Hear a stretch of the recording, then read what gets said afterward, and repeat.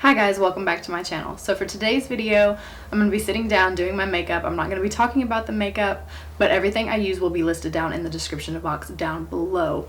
I'm going to be talking about something that I had written probably a month ago. I really feel like it's a word that I needed and that others need as well. It's one of those things that kind of stings a little bit because it hits close to home, but I feel like it's important that I speak on this and that we can be mindful of what we're doing. So yeah, we'll get started.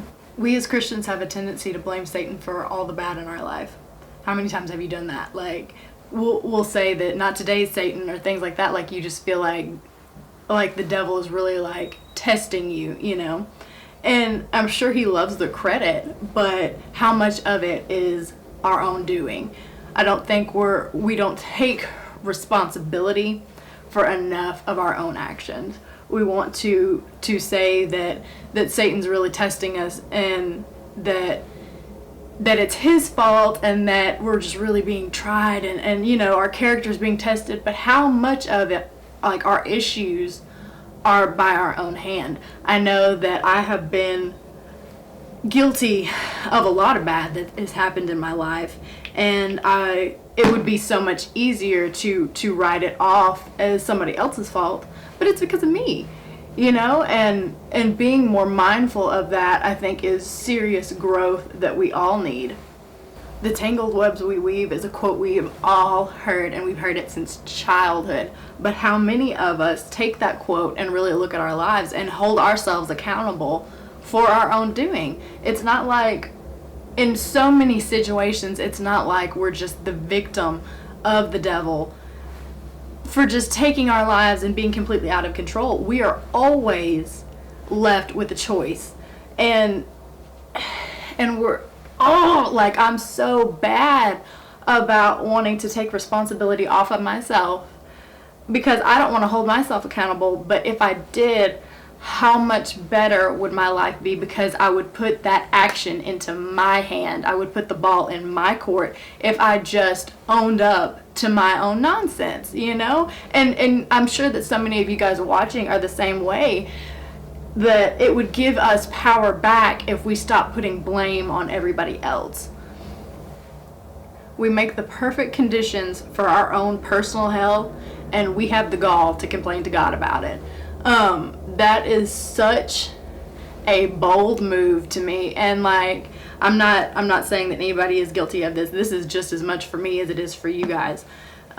This was, when I received this word, this was for me. My dog is in here, by the way, if y'all hear heavy breathing.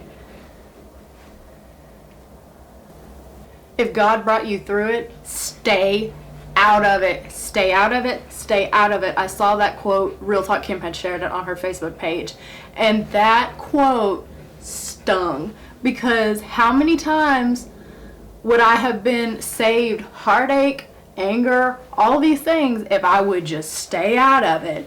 But I want to continuously involve myself in situations that God has taken me out of. Yet I could be begging God to take me out of this situation, but somehow I weasel my way back into that situation, and I know you guys do too. Some of you do, for sure. We beg for a way of escape, and when we get that escape, give us a little bit of time and we'll be right back there.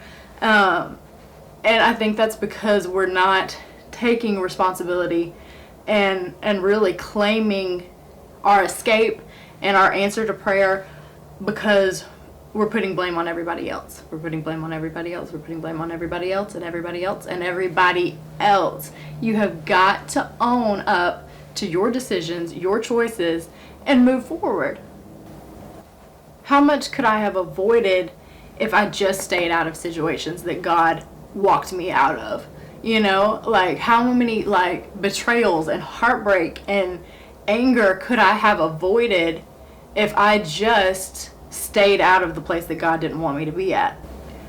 Choosing to walk back into connections and situations that God has removed you from will only, hear me, will only set you back further and hinder your growth. Do I create terrible situations because I'm stubborn or because I'm so blindly hopeful? These are questions that you need to ask yourself.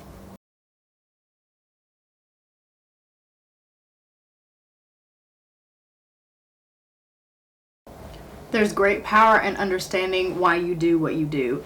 And this is a journey that I have been on recently, and it's not easy. I mean, sometimes it's not as obvious as what we think it is to really know our own motives. And I really pray that God continue to give me insight what does motivate me, why I walk back into situations that I long should have left. And I've done that for years, you know.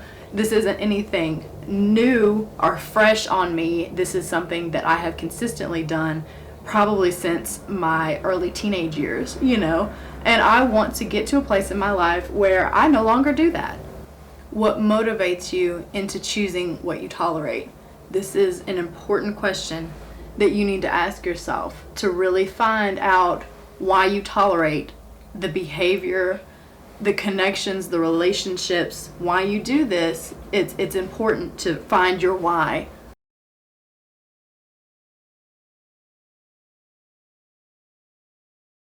Sometimes we cling to the bad because we think nothing good will ever happen. It'll never get better. And we hang on to whatever situation we're in, even though it's not ideal. We might not be happy.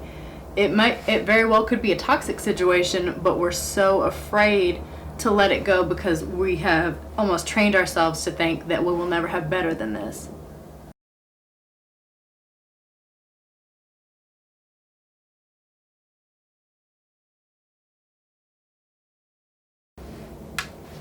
You might be at a dead-end job or in an abusive relationship even, and be so terrified to let it go because you feel like you don't deserve better. And that thinking is so wrong, you know, and we're making our own terrible situations and just dealing with it by choosing to not move, to not change things. Change isn't something to be fearful of. Instead, it should be embraced. We should be more fearful of staying in a situation that we're not meant to be in.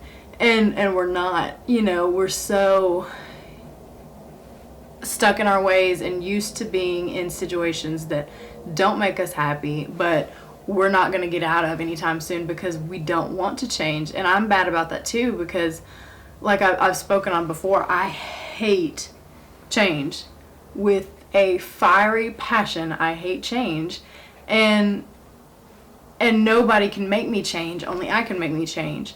I mean, it's just like, oh, you know, like I see that I need to change. I see that I need to be doing these different things. I see that I need to let people go. I see that I need to be different, but I refuse because I just don't want to. I'm terrified of change. I'm terrified of what comes with it. I'm terrified that I will never have better than what I have, even if what I have is not good. And I know that. I think it's so important that we really take a step back and look at what we're doing and look at what motivates us, why we're staying. Why do we feel like we'll never have better? Why do I feel like I'll never have better?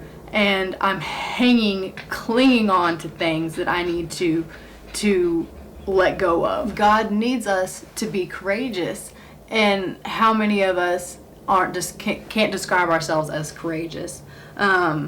That's something that I would love to be described as, but more times than not, that's not who I am. And I want to get to a place where I can use that word, that beautiful word, as something that I could describe myself as.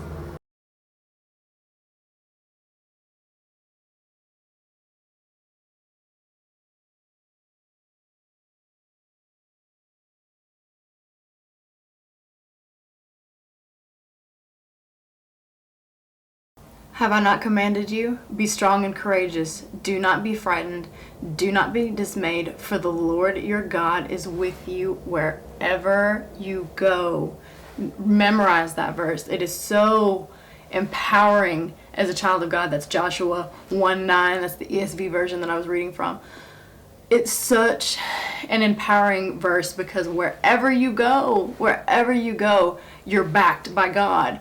And we need to move as though we are. And so many of us don't do that, and me included. I don't act like I have the highest power behind me, like I'm a child of God. I walk around cowardly and lowly, and I don't want to be that way anymore. I never want to be that way again. I want to walk boldly, knowing that God has me.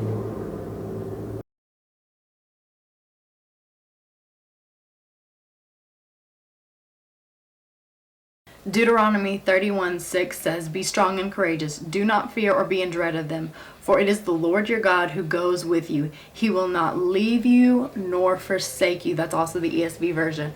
Those verses, both of those verses, are practically the same.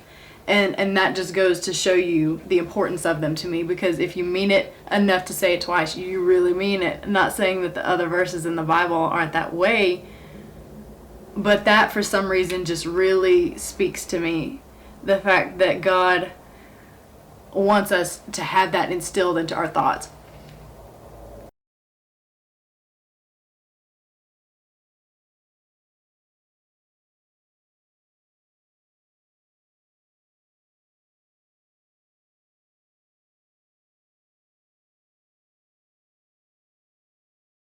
Alright guys, so I'll leave you with this. Be diligent in walking away from your tendencies to allow and create your own personal hell.